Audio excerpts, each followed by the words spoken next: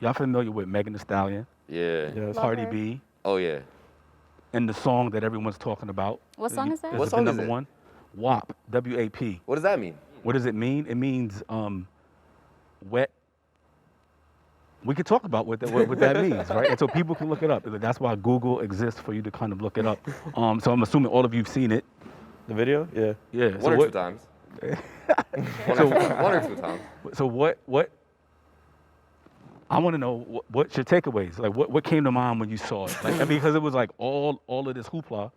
But what happened when you saw it? I think it's a bunch of rappers having fun. They're doing what they want to do, and I don't think there's anything wrong with that. Yeah, I felt like, you know, it was a dope concept. I personally don't listen to the song. I'm not a fan, but that's not because of like what it stands for. I just don't listen to it. But I felt like what they did with the song and the video was pretty dope. Okay. So I have two responses. So one was like, when I watched it, I was like, I'm not, a huge fan. It's whatever, but I respect, their right to do whatever they want to do. And then the second response was around like all the applied meaning. Like all of a sudden people were like, yes, woman empowerment, Yeah. and this is It got really what it deep, means. like, out of Yeah. nowhere. Yeah. It's like y'all be reaching sometimes. Exactly. Dang. That's why I said they're just having fun. People make it more than what it is. I don't know about if I think like the concept was dope. Yeah. I don't know like how much of a concept it really was. I think yeah, like it was lyrically. No, let's not say lyrically. I think visually fun, engaging. That's one way to put it. That's one way to put it. But like what came to mind, a few things came to mind. But it was just like a fun, little video that people did. It wasn't anything crazy. Like it was like, I don't know, like when you hear Megan Thee Stallion and like Cardi B and you like see their discography, it was like I kind of knew what to expect already. Exactly. So it wasn't like people kind of lost it, but it was just like if you listen to like almost every track they've ever put out, it's more or less like along the same lines.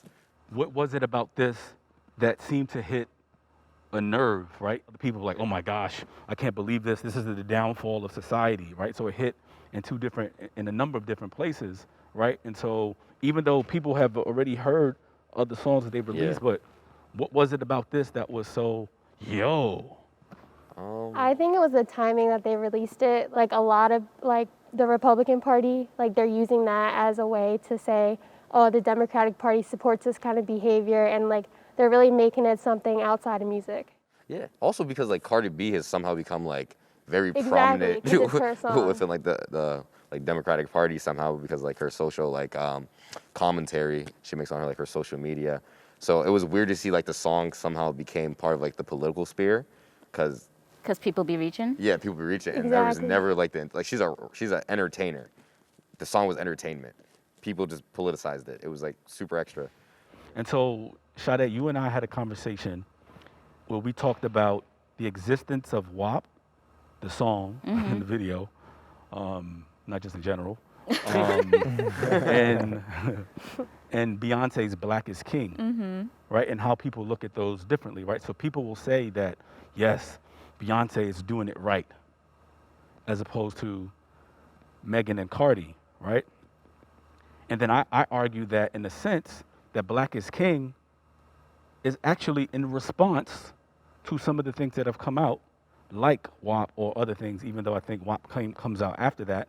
But I think Beyonce and what she's doing, I think is in direct response to the ways in which society is labeling like Black and brown bodies. Right, because it Right. provides a counter narrative, and I do think that it's important, and it's there's space for all of that, and I think a lot of times what happens when people lift up Black is King as like she's doing it right, we get into respectability politics, and it doesn't. And respectability politics doesn't necessarily allow space for folks and work like WAP, and I think it's part of the nature of what we see with Black artists, especially Black women artists, who are oftentimes pit against one another. But I think it is important to have that counter narrative to expand the ways that we're talking about Black women. And for Black girls, especially Black girls growing up who are super hypersexualized in this society, they need that counter narrative. Like, I have no issue really with my daughter looking at the WAP video if she can also see Black is King. I have no problem with her looking at it, right? Because there's a counter. The empowerment is great, right?